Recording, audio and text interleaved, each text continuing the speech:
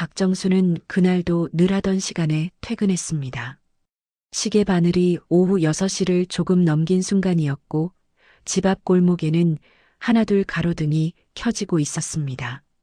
30년 넘게 같은 시간에 출근하고 같은 길로 돌아오는 삶이었습니다. 이제 몇 달 뒤면 임원 퇴직을 앞두고 있었지만 박정수의 일상은 여전히 규칙적이었습니다.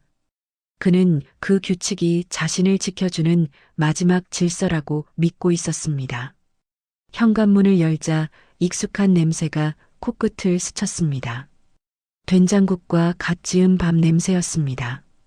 이선영이 늘 차리던 저녁의 냄새였고 박정수는 그 냄새를 맡는 순간 어깨에 힘이 조금 풀렸습니다. 하루 종일 쌓였던 피로가 집이라는 공간 앞에서만큼은 잠시 내려놓아졌습니다. 이 집에는 자신을 기다리는 아내와 아들이 있다는 사실이 박정수에게는 오랫동안 당연한 위안이었습니다. 거실로 들어서자 소파에 앉아 있는 아들 박민재가 보였습니다. 민재는 휴대전화를 내려다본 채 고개를 들지 않았고 신발장 앞에는 낯선 운동화한 켤레가 놓여 있었습니다. 박정수는 잠시 발걸음을 멈췄습니다. 집에 손님이 왔다는 표시였지만 요즘 민재의 친구들이 종종 드나들던 터라 대수롭지 않게 넘기려 했습니다. 아들이 26이 되었고 취업 준비로 집에 머무는 시간이 길어진 것도 이유였습니다. 그때 부엌 쪽에서 이선영의 목소리가 들려왔습니다. 정수 씨 왔어요 라는 말 뒤로 젊은 남자의 웃음소리가 겹쳐 들렸습니다. 박정수는 자연스럽게 고개를 돌렸습니다. 부엌에서 나온 사람은 최도윤이었습니다. 민재의 대학 시절 친구로 몇 년 전부터 이 집에 자주 얼굴을 비추던 아이였습니다. 말수가 적당했고 예의가 바른 편이라 박정수는 처음부터 도윤을 좋게 봤습니다. 아들이 믿고 어울리는 친구라면 집에 드나드는 것도 괜찮다고 생각해 왔습니다. 도윤은 허리를 숙여 인사를 했고 박정수는 고개를 끄덕이며 받아주었습니다. 그 장면은 너무도 평범해 보였습니다. 박정수는 그 평범함이 이 집의 질서라고 여겼습니다. 아내는 부엌에서 음식을 준비하고 아들은 거실에 있고 아들의 친구가 함께 식탁에 앉는 모습. 이 모든 것이 자연스럽게 이어지는 풍경처럼 느껴졌습니다. 식탁에 4사람이 둘러앉았습니다. 이선영은 평소보다 반찬을 조금 더 꺼냈고 도윤에게 국을 한 번 더 떠주었습니다. 민재는 말수가 적었고 시선을 자주 아래로 떨어뜨렸습니다. 도윤은 분위기를 맞추려는 듯 웃으며 몇 마디 말을 보탰습니다. 박정수는 그 모습을 보며 괜히 마음이 놓였습니다. 집안에 젊은 기운이 도는 것 같아 나쁘지 않다고 생각했습니다. 그러나 식사가 이어질수록 박정수의 마음 한구석에는 설명하기 어려운 불편함이 남기 시작했습니다. 이선영의 시선이 도윤에게 오래 머무는 순간들이 눈에 들어왔고 민재는 그 장면을 일부러 보지 않으려는 듯 고개를 돌렸습니다. 박정수는 그 미묘한 어긋남을 대수롭지 않게 넘기려 애썼습니다. 가족 사이에서 괜한 의심을 품는 것은 옳지 않다고 스스로를 다독였습니다. 식사가 끝난 뒤 민재는 먼저 방으로 들어갔습니다. 취업 준비로 피곤하다며 양해를 구했고 도윤은 거실에 잠시 남아 이선영과 이야기를 나눴습니다. 박정수는 소파에 앉아 텔레비전을 켰지만 화면 속 소리는 귀에 잘 들어오지 않았습니다. 부엌 쪽에서 들려오는 낮은 웃음소리와 그 웃음이 멈춘 뒤 찾아오는 묘한 정적이 자꾸 신경을 건드렸습니다. 잠시 후 도윤이 집을 나섰습니다.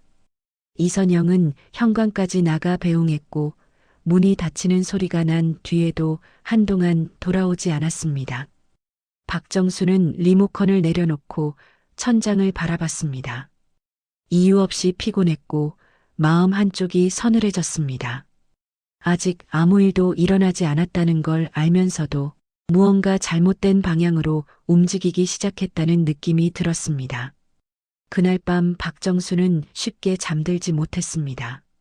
이선영의 표정, 도윤의 웃음, 민재의 침묵이 머릿속에서 반복되었습니다. 그는 아직 알지 못했습니다. 이 평범한 저녁이 이 집의 질서를 무너뜨리는 시작이 될 것이라는 사실을요. 다음 날 아침 박정수는 평소보다 조금 일찍 눈을 떴습니다. 특별한 이유는 없었지만 전날 밤의 장면들이 머릿속에서 쉽게 사라지지 않았기 때문입니다. 거실에서 들리던 웃음소리와 부엌 앞에 멈춰 섰던 이선영의 뒷모습이 자꾸 떠올랐습니다. 그는 스스로를 다그쳤습니다. 괜한 생각이라고, 가족을 의심하는 건 가장 어리석은 일이라고 말입니다. 식탁에는 이미 아침상이 차려져 있었습니다. 이선영은 평소처럼 조용히 움직이며 반찬을 놓고 있었고, 박정수는 아무 일도 없었다는 듯 자리에 앉았습니다. 잠시 후 아들 박민재가 방에서 나왔습니다. 민재는 눈을 마주치지 않은 채 의자에 앉았고, 숟가락을 들고도 한참을 망설이다가 밥을 뜨기 시작했습니다. 그 모습이 어딘가 어색해 보였습니다. 박정수는 민재를 유심히 바라봤습니다. 어릴 적부터 민재는 속마음을 얼굴에 잘 드러내는 아이였습니다. 기쁜 일도 불편한 일도 숨기지 못하는 성격이었죠. 그런데 지금의 민재는 달랐습니다. 아버지의 시선을 의식하는 듯 고개를 자주 숙였고, 이선영과 눈이 마주칠 때마다 미묘하게 몸을 돌렸습니다. 그 모습이 박정수의 마음을 서서히 불안하게 만들었습니다. 아침 식사는 조용히 끝났습니다. 이선영은 설거지를 하며 오늘 장을 좀 봐야겠다고 말했고, 민재는 취업 상담이 있다며 밖에 나갈 준비를 했습니다. 박정수는 현관에서 신발을 신는 민재를 바라보다가 무심한 척 말을 건넸습니다. 어제 도윤이는 언제 갔냐는 질문이었습니다. 민재의 손이 순간 멈췄습니다. 아주 짧은 순간이었지만 박정수는 그 변화를 놓치지 않았습니다. 민재는 고개를 숙인 채 밤늦게 갔다고 대답했습니다. 말투는 평소와 같았지만 목소리가 미세하게 떨렸습니다. 박정수는 더 묻지 않았습니다. 아들을 몰아붙이고 싶지 않았고, 무엇보다 자신이 괜한 의심을 키우고 있다는 생각이 들었기 때문입니다. 하지만 민재가 문을 닫고 나간 뒤에도 그 떨림은 박정수의 마음속에 남아 지워지지 않았습니다. 집에 혼자 남은 박정수는 출근 준비를 하다 말고 거실에 서 있었습니다. 평소에는 눈에 띄지 않던 집안의 풍경이 낯설게 느껴졌습니다. 식탁 위에 놓인 컵의 위치, 소파 위에 놓인 담요, 그리고 부엌 쪽에서 은근히 남아있는 향기까지 모든 것이 평소와 같으면서도 어딘가 달라 보였습니다. 그는 자신이 과민해졌다고 생각하려 했지만 마음은 쉽게 가라앉지 않았습니다. 그날 저녁 박정수는 일부러 퇴근 시간을 앞당겼습니다. 회사에서 특별히 급한 일이 있었던 것은 아니었지만 집에 조금 일찍 들어가 보고 싶다는 생각이 들었습니다. 현관문을 열자 집안은 조용했습니다. 민재는 아직 돌아오지 않은 듯했고, 이선영은 거실 소파에 앉아 휴대전화를 보고 있었습니다. 박정수는 그 모습에서 전날과 비슷한 긴장감을 느꼈습니다. 이선영은 남편을 보고 미소를 지었지만 그 미소는 어딘가 빠르게 지워졌습니다. 박정수는 그 짧은 변화를 놓치지 않았습니다. 그는 거실에 앉아 아무렇지 않은 척 이야기를 건넸고, 이선영은 평소처럼 대답했습니다. 그러나 대화는 길게 이어지지 않았습니다. 두 사람 사이에는 설명할 수 없는 공백이 생겨 있었습니다. 잠시 후 현관에서 문 여는 소리가 났습니다. 민재였습니다. 민재의 뒤에는 익숙한 그림자가 함께 들어왔습니다. 최도윤이었습니다. 민재는 도윤을 데려왔다는 말을 하지 않았고, 도윤 역시 전날보다 더 조심스러운 태도로 인사를 건넸습니다. 그 순간 박정수의 가슴이 이유 없이 철렁 내려앉았습니다. 네 사람이 다시 한 공간에 모였지만 분위기는 전날과 달랐습니다. 민재는 아버지와 어머니 사이에 서 있는 듯 불편해 보였고, 이선영은 도윤을 바라보는 시선을 의식적으로 피하려 애쓰는 모습이었습니다. 박정수는 그 미묘한 긴장을 느끼며 이 집안에서 자신만이 모르는 무언가가 존재하고 있다는 사실을 처음으로 분명하게 깨닫기 시작했습니다. 그날 밤 집안은 유난히 조용했습니다. 박정수는 거실 소파에 앉아 텔레비전을 켜두었지만 화면 속 내용은 전혀 눈에 들어오지 않았습니다. 뉴스 앵커의 목소리가 흘러나오고 있었지만 그의 귀는 집안의 작은 소리 하나에도 민감하게 반응하고 있었습니다. 낮에 느꼈던 그 미묘한 긴장감이 아직도 가슴 한가운데에 남아 있었기 때문입니다. 이선영은 저녁을 먹은 뒤 곧바로 안방으로 들어갔습니다. 평소라면 설거지를 마치고 거실에 나와 함께 텔레비전을 보거나 별다른 말 없이 옆에 앉아 있기라도 했을 텐데 그날의 이선영은 유난히 빨랐습니다. 박정수는 그 뒷모습을 바라보며 괜히 마음이 쓰였습니다. 이유를 알 수 없는 불안이 조금씩 커지고 있었습니다.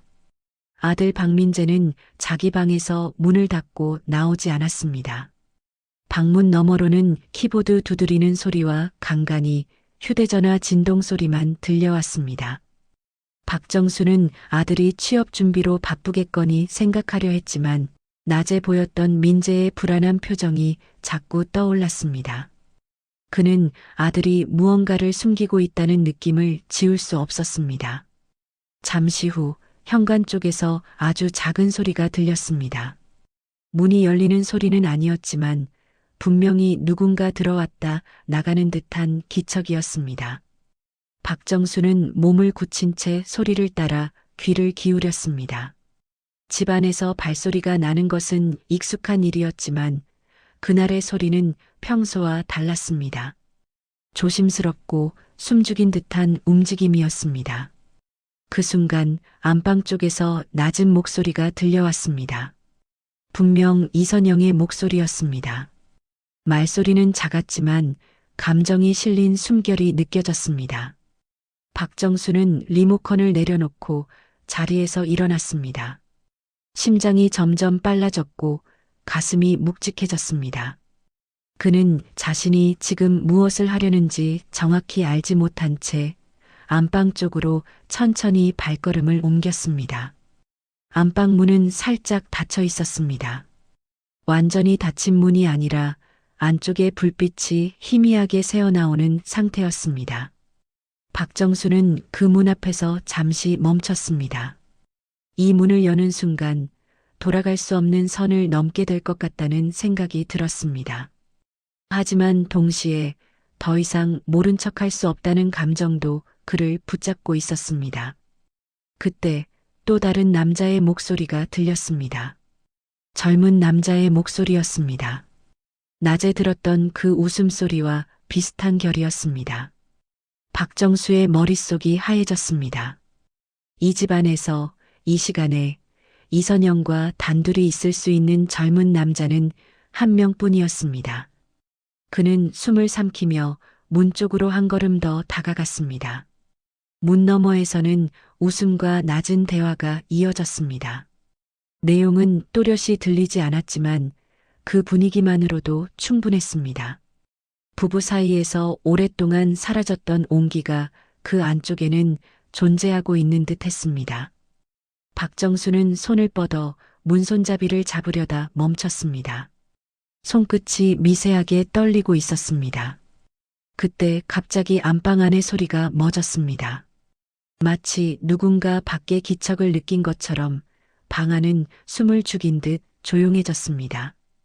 박정수는 그 정적이 오히려 더 큰 확신처럼 느껴졌습니다.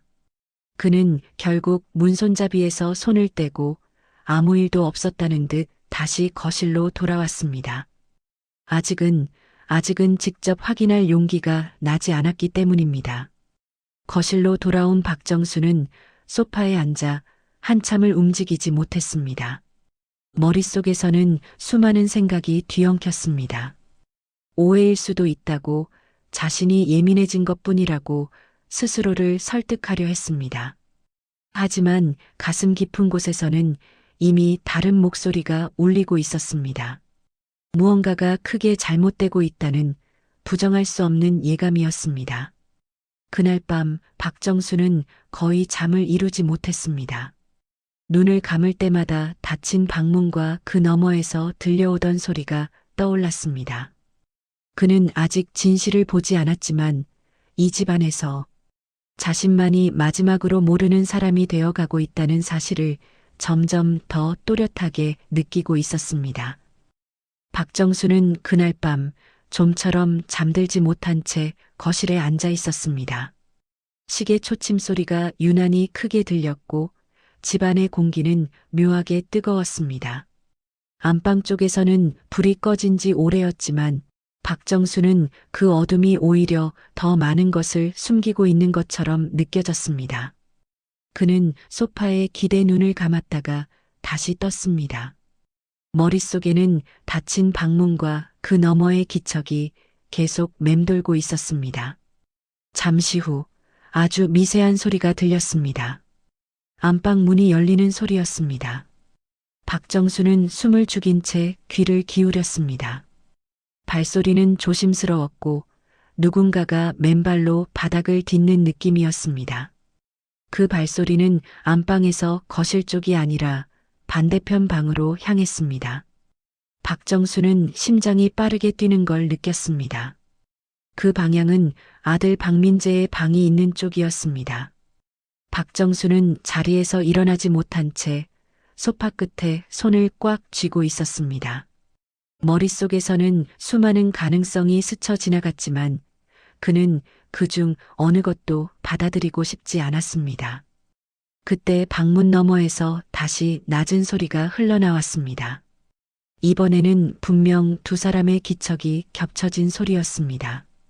숨을 고르는 소리, 짧게 웃음을 삼키는 소리, 그리고 아주 가까운 거리에서만 들릴 수 있는 낮은 속삭임이었습니다. 박정수는 결국 일어섰습니다. 더 이상 상상 속에만 머무를 수 없다는 생각이 들었기 때문입니다. 그는 조심스럽게 복도를 따라 걸었습니다. 불을 켜지 않은 채였지만 어둠 속에서도 집안의 구조는 익숙했습니다. 민재의 방 앞에 다다르자 문틈 사이로 희미한 불빛이 새어나오고 있었습니다. 그 불빛은 붉은 기가 섞인 조명이었습니다. 박정수는 그 색이 낯설게 느껴졌습니다. 문틈 사이로 보이는 그림자는 분명 두 사람이었습니다.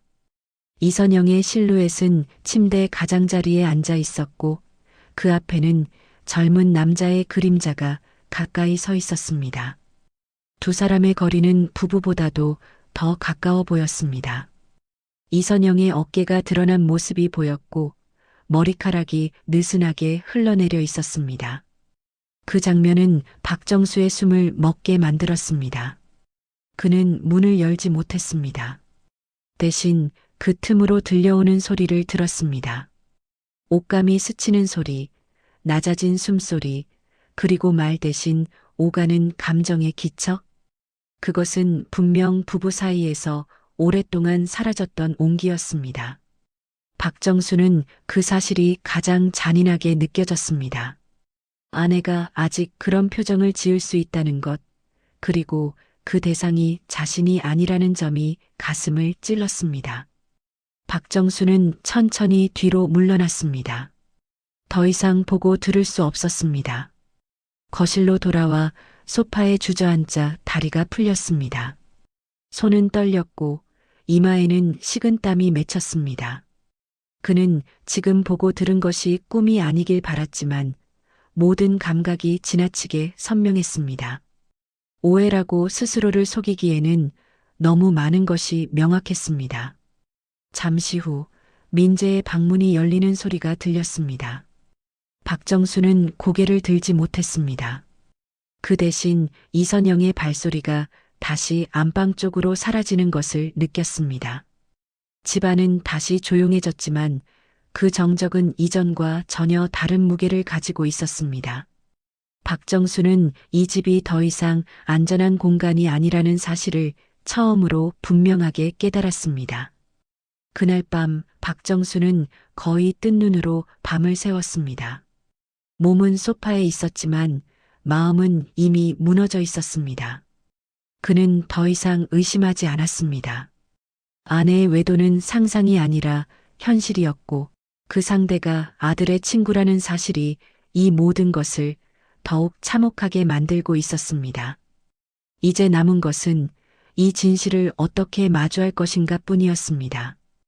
박정수는 해가 뜨기 전부터 눈을 떴습니다. 밤새 한숨도 자지 못한 채 소파에 몸을 누이고 있었지만 몸보다 마음이 먼저 깨어 있었습니다. 거실에는 아직 어둠이 남아 있었고 창밖에서 새벽 공기가 서서히 밀려들고 있었습니다. 그는 몸을 일으켜 부엌 쪽을 바라봤습니다. 전날 밤의 장면들이 머릿속에서 선명하게 되살아났습니다. 닫힌 방문, 붉은 빛, 숨죽인 기척. 이제는 부정할 수 없는 현실이었습니다. 부엌으로 들어가자 식탁 위에 남겨진 잔들이 눈에 들어왔습니다. 평소 쓰지 않던 와인잔 2개였습니다. 하나는 립스틱 자국이 희미하게 남아 있었고 다른 하나는 잔 가장자리에 손자국처럼 보이는 얼룩이 남아 있었습니다. 박정수는 그 자리에 한동안 서 있었습니다. 말로 확인하지 않아도 밤사이 이 집에서 무슨 일이 있었는지 충분히 짐작할 수 있었습니다. 이선영은 안방에서 늦게 나왔습니다. 머리는 느슨하게 묶여 있었고 옷차림은 평소보다 가벼워 보였습니다. 박정수는 그 모습을 보는 순간 가슴이 조여왔습니다. 아내의 얼굴에는 피곤함보다 묘한 여유가 남아 있었습니다. 그 표정이 박정수를 더욱 자극했습니다. 그는 아무 말도 하지 않은 채 식탁에 앉았습니다. 잠시 후 박민재도 방에서 나왔습니다. 민재는 아버지와 어머니를 번갈아 보다가 아무 말 없이 의자에 앉았습니다. 그의 눈 밑에는 진한 그늘이 드리워져 있었고 시선은 바닥을 향해 있었습니다. 박정수는 그 침묵이 더 견디기 힘들었습니다. 이 집 안에서 자신만이 마지막으로 모든 진실을 마주한 사람이라는 느낌이 들었기 때문입니다. 아침 식사는 거의 대화 없이 진행되었습니다.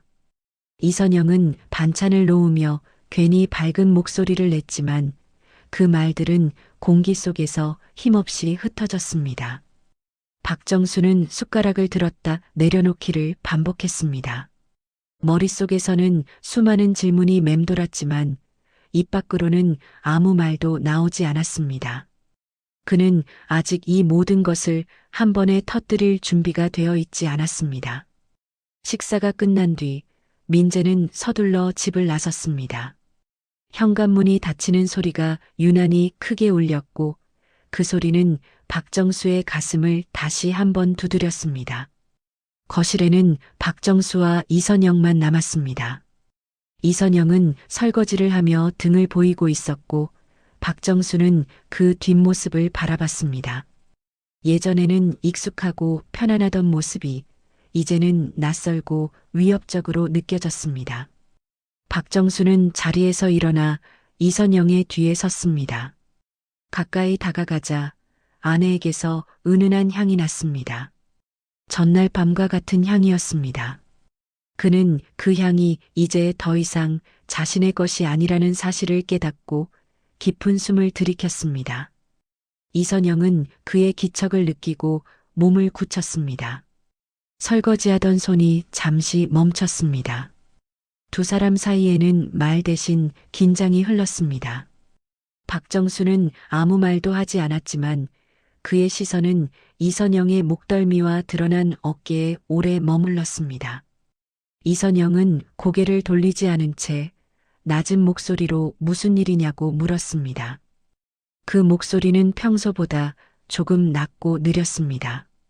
박정수는 그 변화가 더 견딜 수 없었습니다. 그는 결국 아무 말도 하지 않고 돌아섰습니다.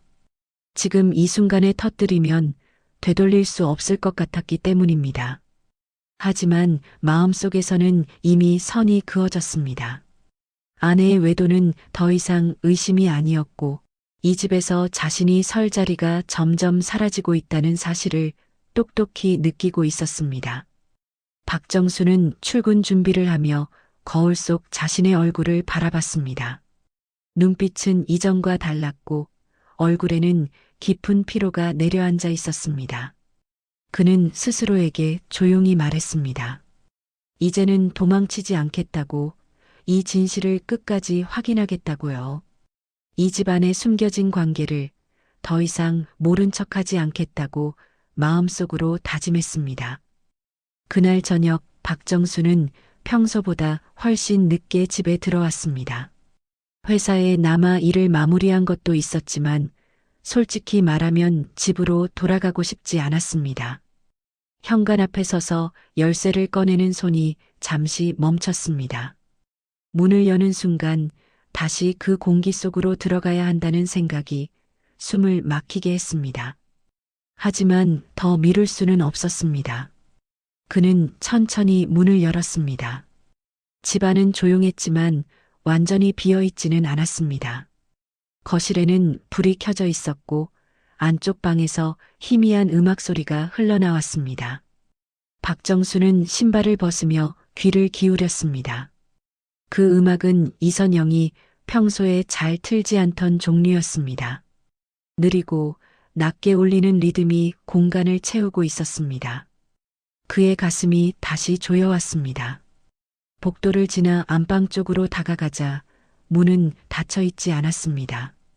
아주 조금 열려 있었고 그 틈 사이로 붉은 빛이 새어나왔습니다. 박정수는 발걸음을 멈췄습니다. 그 불빛은 전날 밤과 같은 색이었습니다. 그는 숨을 죽이고 문 쪽으로 다가갔습니다. 문 너머에서는 낮은 숨소리와 함께 두 사람의 기척이 분명하게 느껴졌습니다. 이선영의 목소리가 들렸습니다. 낮고 조심스러우면서도 감정이 묻어있는 소리였습니다. 박정수는 더 이상 귀를 막을 수 없었습니다. 그 목소리는 부부로 함께한 세월 동안 한 번도 자신에게 향한 적 없는 톤이었기 때문입니다. 이어서 젊은 남자의 웃음소리가 들렸습니다. 최도윤의 목소리였습니다. 그 사실을 인지하는 순간 박정수의 머릿속이 얼어붙었습니다. 그는 문을 밀었습니다. 크게 열지는 않았지만 안쪽이 충분히 보일 만큼은 열렸습니다. 방 안에는 붉은 조명 아래 이선영과 도윤이 가까이 서 있었습니다. 이선영의 어깨는 드러나 있었고 도윤은 그 어깨 가까이에 서서 몸을 기울이고 있었습니다. 두 사람의 거리는 변명의 여지가 없을 만큼 가까웠습니다. 박정수는 그 장면을 보는 순간 숨이 막혀 말을 잃었습니다. 이선영이 먼저 그를 발견했습니다. 그녀의 얼굴에서 순간적으로 모든 표정이 사라졌습니다. 놀람, 당황, 그리고 잠깐 스쳐 지나간 계산 같은 감정이 차례로 얼굴 위를 지나갔습니다. 도윤은 뒤늦게 고개를 돌렸고 그 순간 방 안의 공기는 완전히 얼어붙었습니다. 음악 소리만이 어색하게 흐르고 있었습니다. 박정수는 아무 말도 하지 않았습니다. 소리를 지르지도 물건을 던지지도 않았습니다. 그저 두 사람을 번갈아 바라봤습니다. 그 시선에는 분노보다 더 깊은 것이 담겨 있었습니다. 배신감, 허탈함, 그리고 스스로가 얼마나 우스운 존재였는지에 대한 자각이 섞여 있었습니다. 그는 이 장면을 평생 잊지 못할 거라는 걸 직감했습니다. 이선영은 몇 걸음 다가와 무언가 말하려 했지만 박정수는 손을 들어 그녀를 막았습니다. 그 손짓은 조용했지만 분명했습니다. 더 이상 듣고 싶지 않다는 뜻이었습니다. 도윤은 고개를 숙인 채 아무 말도 하지 못하고 서 있었습니다. 박정수는 그 모습에서 이 모든 일이 우연이 아니라 오래전부터 이어져 왔다는 사실을 확신했습니다. 박정수는 등을 돌려 방을 나왔습니다. 그의 발걸음은 느렸지만 흔들리지 않았습니다. 거실로 나와 소파에 앉자 몸의 힘이 한꺼번에 빠져나갔습니다. 방금 전까지 자신이 본 장면이 현실이라는 사실이 믿기지 않았지만 눈앞에서 벌어진 일은 분명했습니다. 이 집안에서 유지되던 균형은 완전히 무너졌습니다. 그날 밤 박정수는 결심했습니다. 더 이상 침묵으로 버티지 않겠다고, 이 관계의 끝을 직접 마주하겠다고요. 이 집안에 숨겨진 진실은 이미 드러났고 이제는 누구도 돌아갈 수 없는 지점에 서 있었습니다. 다음 날 아침 박정수는 평소보다 훨씬 일찍 집을 나섰다가 다시 돌아왔습니다. 회사로 향하던 발걸음이 중간에 멈췄기 때문입니다. 머릿속이 정리되지 않은 상태로 일을 할 수 없다는 걸 그는 잘 알고 있었습니다. 무엇보다 이 집에서 더 이상 미룰 수 없는 대화를 해야 한다는 생각이 그를 붙잡았습니다. 현관문을 다시 열고 들어올 때 집안은 아직 고요했습니다.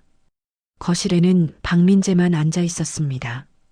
민재는 밤새 잠을 거의 자지 못한 듯 보였습니다. 눈밑은 어둡게 내려앉아 있었고 어깨는 평소보다 축 처져 있었습니다. 박정수는 아무 말 없이 신발을 벗고 거실로 들어갔습니다. 두 사람 사이에는 긴 침묵이 흘렀습니다. 그 침묵은 부자 사이에서 처음 느껴보는 무거움이었습니다. 박정수는 소파 맞은편에 앉아 아들을 바라봤습니다. 민재는 아버지의 시선을 피하려다 결국 고개를 들었습니다. 그 눈빛에는 이미 모든 것을 알고 있다는 체념이 담겨 있었습니다. 박정수는 그 눈을 보는 순간 어젯밤의 장면보다 더 큰 충격을 느꼈습니다. 아들이 이미 알고 있었다는 사실이 이 배신을 더욱 깊게 만들고 있었기 때문입니다. 박정수는 조용히 입을 열었습니다. 어젯밤 너도 알고 있었지. 그 말은 질문이었지만 이미 답을 알고 있는 사람의 목소리였습니다. 민재는 한참을 침묵하다가 천천히 고개를 끄덕였습니다. 그 짧은 움직임이 이 집의 마지막 남아있던 신뢰를 무너뜨렸습니다. 박정수는 숨을 깊게 들이켰습니다. 가슴이 답답해졌지만 소리를 낼 수는 없었습니다. 민재는 손을 꽉 쥔 채 낮은 목소리로 이야기를 시작했습니다.